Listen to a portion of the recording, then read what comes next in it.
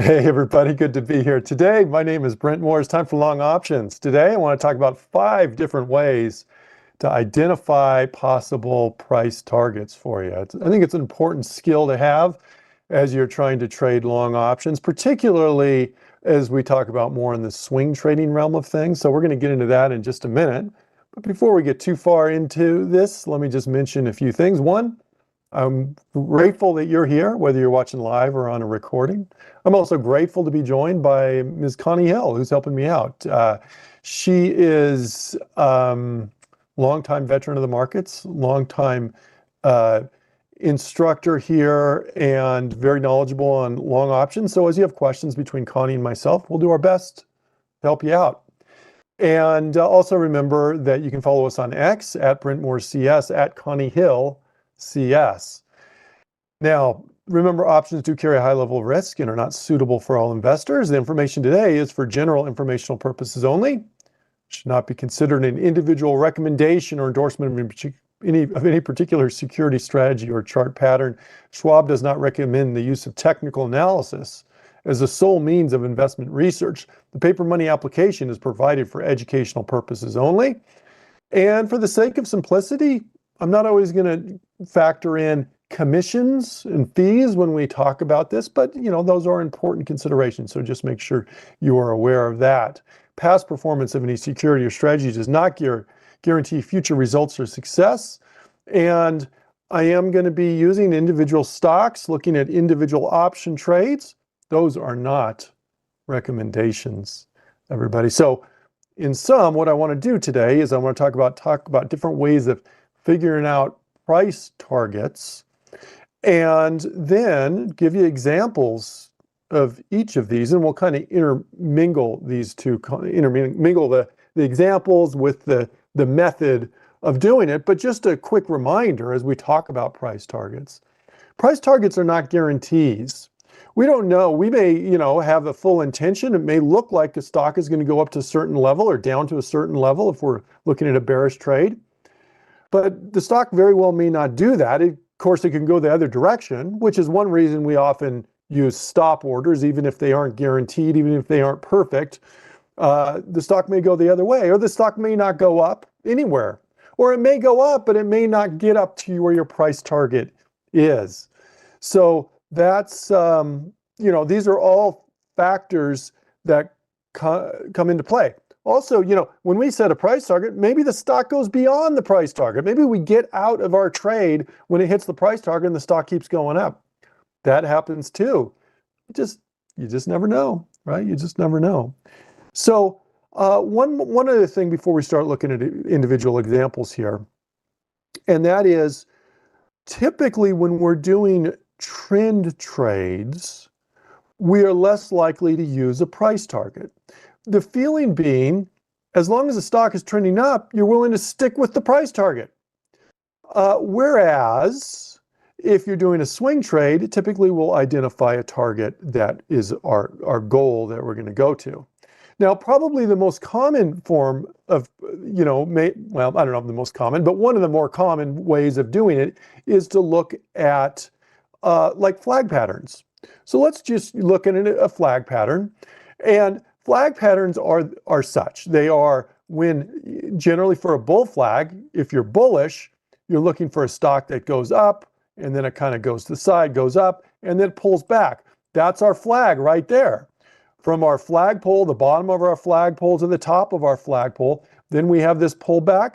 And then as we break above here, that would be a potential entry that some traders may consider. But the question is, how far are we expecting it to go up at that point? And the answer is this. For a flag pattern, we take the length of the flagpole. Here's the length of the flagpole. Here's the flag itself. I'll kind of do that dashed. And so how far do we expect this to go up? About the length of the flagpole. Now, there's 2 ways to do it. One is you could add that flagpole to the breakout point, which is a common traditional way of doing it, or a more conservative way, which often I will do, is I will just add that flagpole to the previous low. That gives you a shorter, a more close term easier to attain target there. Less ambitious target maybe is the way of doing it. So that's an example of a flag pattern. Let's look at another example here. And I'm not going to do trades on all of these just for time's sake. Let's look at Adobe. I was thinking of Adobe here. Potential flag pattern. Here's my flag. This isn't like your perfect flag pattern, because in this case, it actually went up very quickly. But how long is the flagpole? Flagpole is from the bottom to the top. That's the length of the flagpole. If I want to measure that using Thinkorswim, I can do so by simply clicking on, oops, let me get out of my drawing tool, by simply clicking on this little drawing tool and doing it that way. And I can see, oh, that's about a $33 gain there. Okay, you can see that little box that popped up, about a $33 gain. So what I can then do is I can look to add that on. And one way to do that is just simply to right click on it, duplicate it, pull it over. And again, you can do it to the breakout or you can do it to the low price. And that's going to give me a target of about $500, maybe just shy of that right here on that. That's a flag target. Now, of course, you can also do flag targets for bear flags. Let's look at a couple and maybe do a trade on one. Here's Caterpillar. So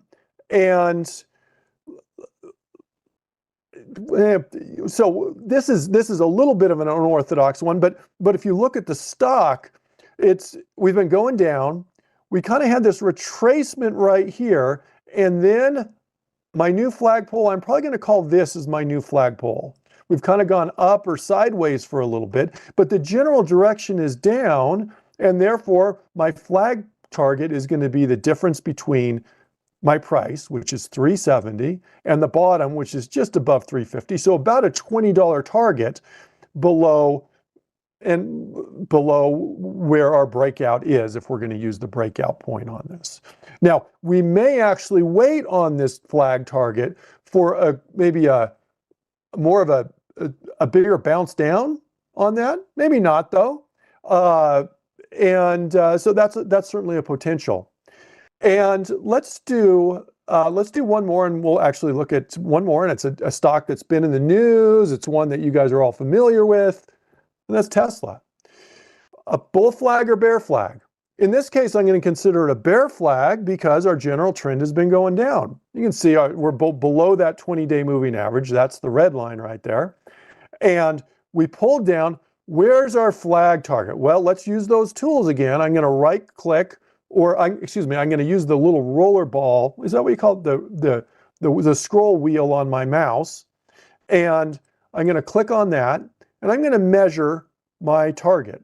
I'm going to go from high to low, and it's giving me about a $94 drop on that. That's a pretty big drop. It's an expensive stock though. And what I'm going to say is I'm going to go from my high price here, which is about $361, $361, and I'm going to subtract $94 from that, and I'm going to give myself a $267 target on that. That's, so that's quite a ways down here, 267. Let's just draw a little bit of a line right here around 267 just to give us an idea on that. So that's where our target is. We'll call that good enough there. And I'm going to put a stop right above, but we'll say 1% above our high price. How about our high price? 362 times 1.01. That's going to give me 1% above that. That gives me a stop about 365.60 as my stop. If I'm going to do a bearish trade, I'm going to go to my bearish long put trade. I'm going to go to trade, and in terms of what expiration date I'm going to use, I'm going to decide how long is this likely going to take, and then give myself some wiggle room on this as well. Well, last move down took about, 2 weeks. Well, let's give it about a month, maybe just under a month or something like that here on this. Let's say I'll go to the monthly options. They tend to be more liquid.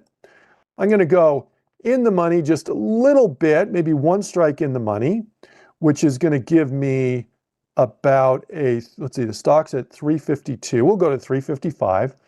I'm going to right click on that put. I'm going to buy custom with stop. Let me get rid of this left-hand column here. There's my entry. There's my entry. Let me just move this over here just a little bit so you can see this. And I'm going to look to get in right away, but my exit isn't actually going to be a stop because I'm using options here and I want to use this underlying stock price. So I'm going to change stop to market. I'm going to change day to good till canceled. And I'm going to go to my little gear over here and I'm going to click on that. It's going to bring up a window. And on that window, what I'm going to do is I'm going to scroll down just a little bit. And I'm going to say if Tesla marks less than or equal to our target price, which was $267, we're going to get out. Hopefully that's the scenario that we see. We're also going to say if Tesla marks greater than or equal to $366. Okay, so that's a pretty big move. That would take, but certainly it's, you know, this is not a high probability trade, but it's one that would give presumably a pretty sizable return on investment if it were to go that way. And Roy says, I've been burned many times by Tesla going both directions. Roy's going to sit out on this one. That's fine. These are good ones to practice on in terms of your paper money here. But let me confirm and send this. And I'm going to make this, I'm going to put this in my long single options. And just remember, just because we have this order and we don't know exactly what price we're going to get out of. Okay, if this goes against us, and let's say the stock goes up to 366, it doesn't mean we're going to get out right when the stock's at 366. And we don't even know what option price is going to be at that point. So we'll see. So anyway, I'm going to submit that order. That's filled. And let's go on. We mentioned today we're talking about different ways of coming up with price targets. The first way was flag patterns. I gave you bullish and bearish examples on for flag targets. Another way of doing it, and this is fairly similar, is to use past moves on a stock. So for example, you could probably look at Bank of America and say, hey, this has kind of been flagging up and you can kind of do this. But you can also say this. Sometimes it's not really, I mean, we're kind of more sideways than anything right now. And what I can do is if I'm looking for a bounce here on Bank of America, I can look and see how far did it go up last time? And how much did it go up the time before? And how much did it go up the time before? And the time before. And what you can do is you can add those up and you can then take the average of those as a particular example of coming up with a potential move. In other words, the theory is if the stock has moved up that much each time in the past, it's a good start in terms of us identifying how much we may consider it moving down, moving up this time. You can do the same thing on the downside. Let's do this. Let's measure this. Let's say we're looking for a bearish move here on this. And, I could, if I wanted to, I could do something like this and say, well, this is kind of the trend we got here. I'm expecting it to bounce down. Not a perfect line there I drew, admittedly, but if I'm trying to figure out how far this is going to go down, well, let's look. Last time, how far did it go down? It went down from there to there, which is about a $14 move. Okay, I'm just going to jot these down. And the time before, hold on, let me see if we can.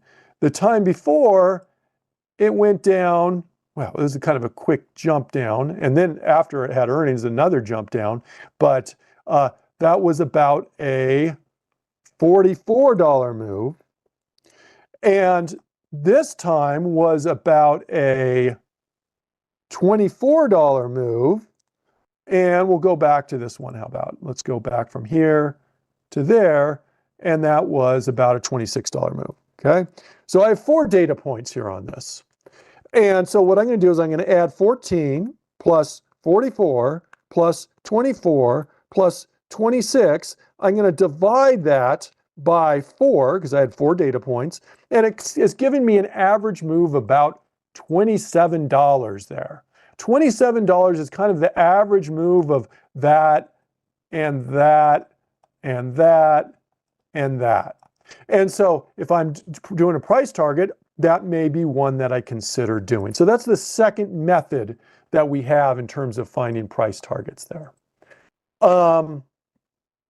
Let's move on.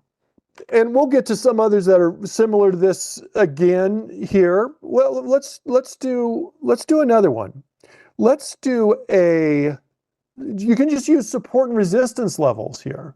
Like, for example, on CHTR, one thing I could do is I could say, well, look, this was kind of where we bounced most recently. That's going to be my price target. Okay, fair enough. That's a way to do it. Let's look at some other examples, though. They can be on the bullish side or the bearish side. Here's Caterpillar. If I'm doing a bullish price target, where are potential areas? Well, let me give you a couple. One, I would say here would be a more near-term price target. Okay. Why did I pick that? I picked that because there's a resistance level there. We bounced there off that. We bounced there off this.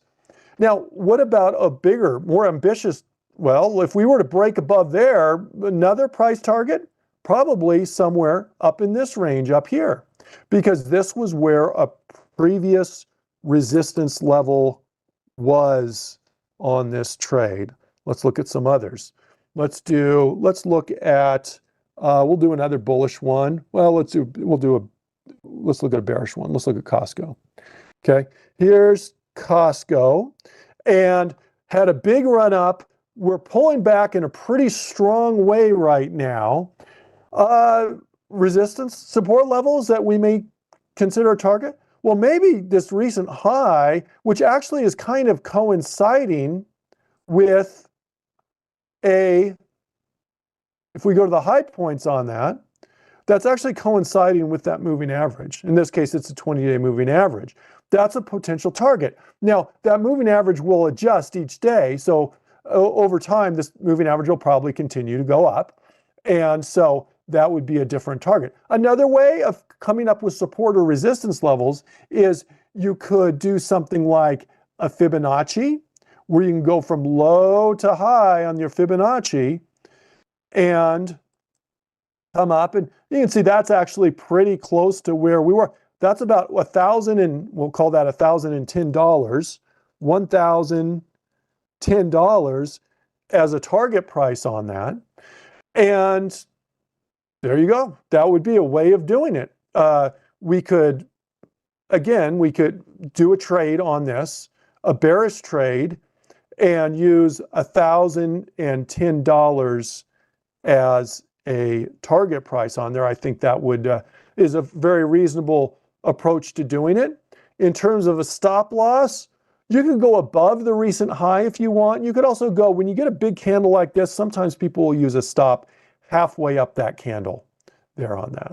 Okay, so you could put a stop above there to try and keep your reward to risk ratio in place here. Let's look at one more potential, and this one we'll look at a bullish one. I don't think we've looked at this one yet, have we? If I'm bullish, looking for a bounce here on Procter & Gamble, where's my target? Well, I very well may use a recent resistance level, and I'm going to call this as a recent resistance level right here.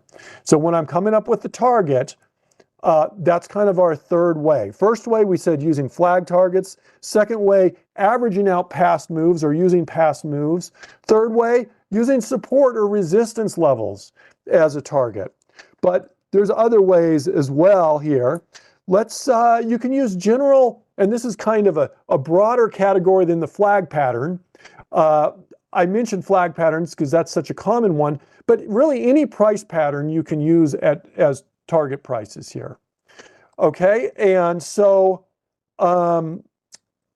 let's look at CRM here to start. Okay, so here's CRM. Now, some of you are maybe saying, why did, how did you find these? I just went through the S&P 100, folks, and just kind of scrolled through them and just to pick up examples here on that. So nothing special here.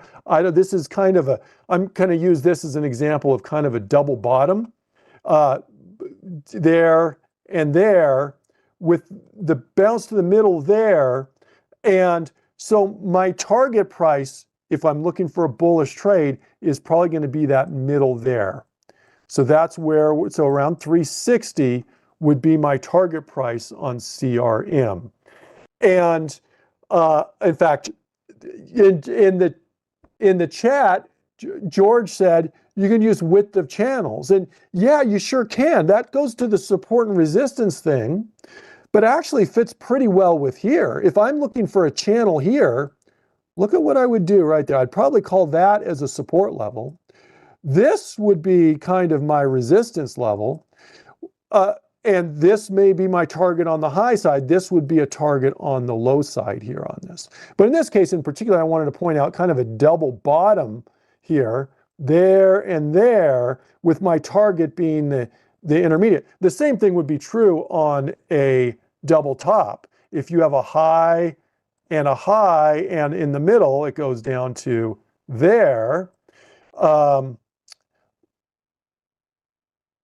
then when if I'm coming back down here, this would be my target right here, okay? And then if we were to ultimately break through this level, then we may look at that width and add that width, subtract that width, I guess is how you'd say it, from there. In this case, this is, you could also view this and say, if we were to break above this level here, then where's my next target? It would be the distance between there and there. Okay? All right. Could it be a head and shoulders? Yeah, that could be a head and shoulders there. In this case, probably, let me get rid of some of my drawings because I've kind of cluttered this graph a little bit. Let's see, I'm trying to think. I'm looking for, so here's, I assume you're talking about, well, there's different ways to view it. I mean, you can view maybe this is the head and this is shoulder and this is uneven shoulder. That'd be one way to view that as a head and shoulders. Another, if this is the head, I'm not seeing a clear shoulder pattern here on this right there. I guess right there maybe, and maybe this right here. So that, I guess that would, you can consider that as a head and shoulders as well, okay? So it doesn't matter your price pattern that you use, that's a way of coming up with targets. Let me give you another type of price pattern here. Let's look at AMT here, okay? Here we go. I have generally the trend was down, but it seems like it's reversing itself a little bit. I kind of have a horizontal resistance here. We bounced right here. We bounced right here. We bounced right here and there. So there's my resistance level. We've been going up. We bounced off a low there and there and there. And so I have a diagonal support that's increasing. And so that's going to be, we're going to call that an ascending triangle there. When you have a horizontal resistance level, a diagonally uptrending support level, that's what we call an ascending triangle.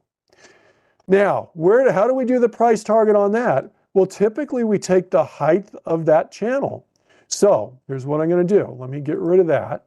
I'm going to zoom in just a little bit maybe so you can see it a little bit better. Let's just do that, how about? And I'm going to take a drawing tool. I'm just going to do this again. And I'm going to go from the height of my channel there, where that's my first touch on the high end. And I'm going to go right down there. And that's about a $16 move. Now, the actual entry is probably going to be if we were to break above this top.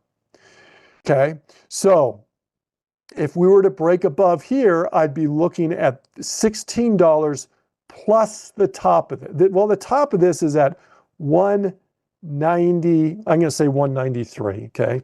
193 plus 16, actually, I don't need a calculator for that. That gives me a 209 target price. That is assuming we break above here. This would not be an entry right now for a lot of traders. Now, you can look and say, this looks like it's bouncing right here off my moving averages, off my trend line. I could get in now, but that could be a resist. That's, a lot of times with these triangle patterns, really a lot of price patterns, you kind of can go into it presumptively bullish, maybe in the case of this ascending triangle, but wait for the breakout for confirmation before you actually get in, is the way some traders approach that. Similarly, if we were to break below this, then it would turn into be more of a bearish break. It would be a break below our moving averages and a break below our trend line here. So if I were to do that 209 target right here, now I do have earnings coming up, but we may be out. That earnings is on 225. Well, actually, that's not that far away, is it? That's only a week away. What's today? Today's the 18th? Yeah, that's only a week away.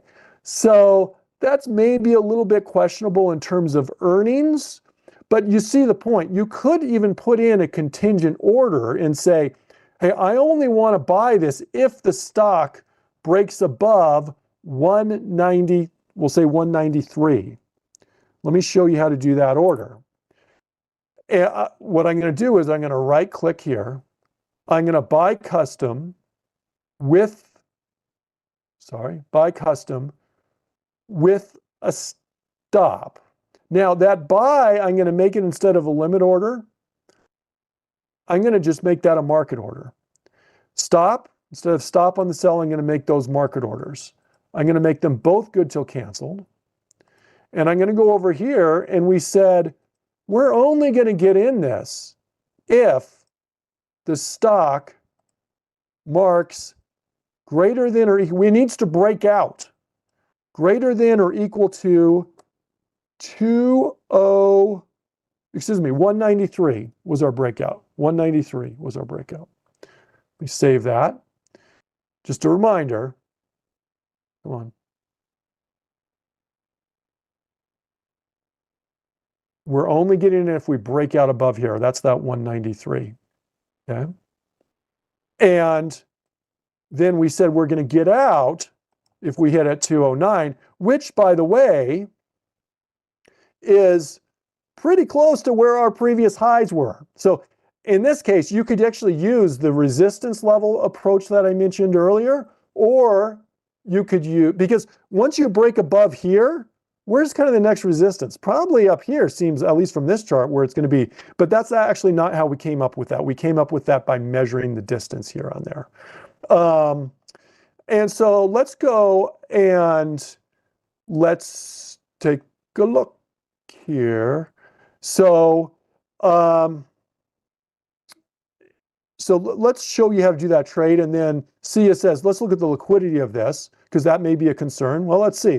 There's our target, though. I'm going to click on the gear for the target, and I'm going to say my target, we said, was going to be at 209, greater than or equal to 209. Okay, 209, and save. And then you can confirm and send that. But let's check out the liquidity, because that's a valid concern. So here we have open interest on this, and depending on what contract you pick, here I have March, 31 days. If I go at the money, I've about $3.70 to $4. That's about a 30-cent bid-ask spread on my puts. If we're doing calls, it's about 30 cents on this. For the at-the-money contracts, that's not terrible. Our open interest isn't through the roof by any means. And let me go and let's move on here and get out of my drawing tool, which is stuck. There we go. We're going to go back to our charts here. So that's kind of the fourth way. Just a reminder, flag targets. Past moves is another way of finding a target. Support and resistance we can use as a target. Price patterns we can use as a target, not just flag patterns, but price patterns. Okay? And let me give you one more way here, one more way. And someone's asking, hey, look at Intel. Well, that's not really what I'm going to do right here, but let's just kind of use this as an example here. I think I sent a tweet. Well, they're not called tweets anymore, are they? Earlier today on Intel, on at Brentmore CS. Make sure you check out at Connie Hill CS as well. But if you were looking to get in here, remember using that past resistance level as a potential target, that would be kind of a concern here on this. I think for a lot of traders who are here looking to enter, that would be a concern. They'd wait. A lot of traders would probably wait for it to clear this resistance, this previous high, before they jumped in on a bullish trade on that, because we're so close to that at this point. So there you go. I think that's a fair chart there to consider in terms of what we're talking about there. And let's go and let me give you one more way. And that is this. And I'm giving you one more way, but there are really more than that. But I kind of, have to draw a limit somewhere on this. Let's say you're on a bullish trade, and this one you could probably do kind of like a flag target as well. In fact, let me do one that's maybe a little bit not a flag target. Wouldn't it be as clear a flag target? Let's look at Netflix. This will be our last example probably here. Not really a huge flag target. I'm looking at Netflix.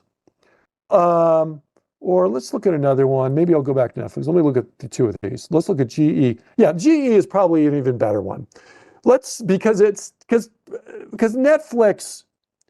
Netflix you could look at and you could probably consider maybe even a flag target. But what I'm going to say is sometimes there's indicators, technical indicators, and this is the fifth way that you can use to come up with targets. And what I'm thinking of specifically this time is ATR, or average true range.